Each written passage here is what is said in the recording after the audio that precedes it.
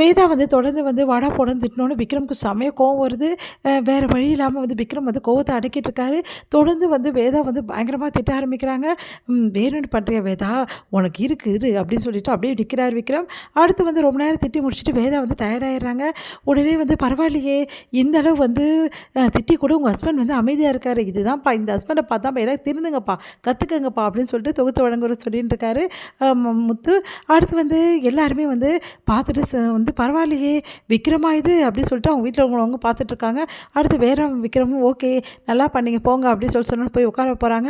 அப்போல்லாம் உனக்கு எவ்வளோ தைரியம் தான் இப்படி பண்ணுவேன் அப்படின்னோடனே பரவாயில்லையே நீங்கள் எவ்வளோ அடித்தாலும் தாங்குறீங்களே அப்படின்னு சொல்லிட்டு சொல்கிறாங்க. உனக்கு எனக்கும் நேரம் வரல, அப்போ உன்னை பார்த்துக்கிற வேதா அப்படின்னு சொல்லிட்டு சொல்கிறாரு. உடனே வந்து ஐயோ ரொம்ப காண்டாக இருக்காரே அப்படின்னு சொல்லிட்டு வேதா யோசிக்கிறாங்க. அடுத்து வந்து ஒரு போட்டியாக நடத்திக்கிட்டே வராங்க. அப்போ கரெக்டாக வந்து விக்ரமும் வேதாவும் வந்து டான்ஸ் பண்ணணும், அதுவும் ஒருத்தர் தொடாமல் பண்ணணும் அப்படின்னு சொல்லிட்டு முத்து வந்து சொல்கிறாரு. உடனே எல்லா ஜோடியுமே வந்து டான்ஸ் பண்ணிகிட்டே இருக்காங்க. அப்புறம் விக்ரம் வேதா வந்து தொடாமல் வந்து அப்படியே டான்ஸ் பண்ணுறாங்க. தன்னை அறியாமல் வந்து 2 பேருமே வந்து அப்படியே வந்து சூப்பராக டான்ஸ் பண்ணி முடிக்கிறாங்க. அவங்க மனசு ஃபுல்லாகவே வந்து அப்படியே ஒருத்தர் அப்படியே பார்த்துக்கிட்டே நிற்கிறாங்க. அடுத்து டான்ஸ் பண்ணிகிட்டே இருக்காங்க. கைத்தட்டி முடித்தோம் வந்து அவங்க வந்து வெளியில் ஒருத்தர் அப்படியே வந்து பார்த்துக்கிட்டே இருக்காங்க. போதும் வீட்டில் போய் பாருங்கள், இங்கே விட்டுருங்க அப்படின்னு சொல்லிட்டு முத்து சொல்கிறாரு. உடனே வந்து சுதாரிப்புக்கு வராங்க 2 பேருமே. பார்த்தீங்களா 2 பேரும் இவ்வளோ அன்பாக இருக்காங்கன்னு சொல்லிட்டு, ஆனால் வெளியே வந்து காட்ட மாட்டேங்கிறாங்களே அப்படின்னு சொல்லிட்டு ஃபீல் பண்ணுறாரு கெஜாவோட ஹஸ்பண்ட். அப்புறம் கெஜாவும் வந்து ஆமாங்க, ஆமாம் பாவா அப்படின்னு சொல்லிட்டு பேசிகிட்டு இருக்காங்க. அடுத்து வந்து இதை பார்க்குற வந்து காவேரி அவங்க வீட்டுக்காரங்க கூட ரொம்ப சந்தோஷப்படுறாங்க. பார்த்தீங்களா நம்ம பொண்ணு மாப்பிள்ளையும் எவ்வளோ அந்யூன்யமாக இருக்காங்கன்னு சொல்லிட்டு அப்படி சொல்லிட்டு சந்தோஷப்பட்டுட்டு இருக்காங்க.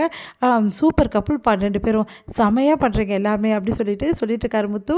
அடுத்து வந்து ஒவ்வொரு போட்டியாக நடத்திட்டே இருக்காங்க. அப்போ கடைசியில் வந்து விக்ரம் வந்து ஜெயிச்சிடுறாரு.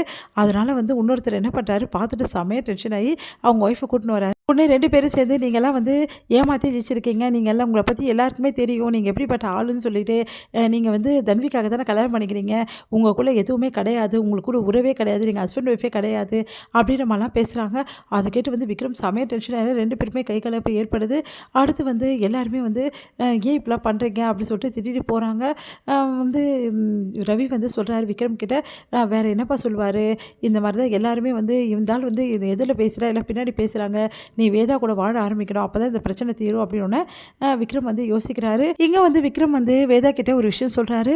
அப்போ வேதா வந்து என்ன விஷயம் அப்படின்னு சொல்லிட்டு கேட்குறாங்க.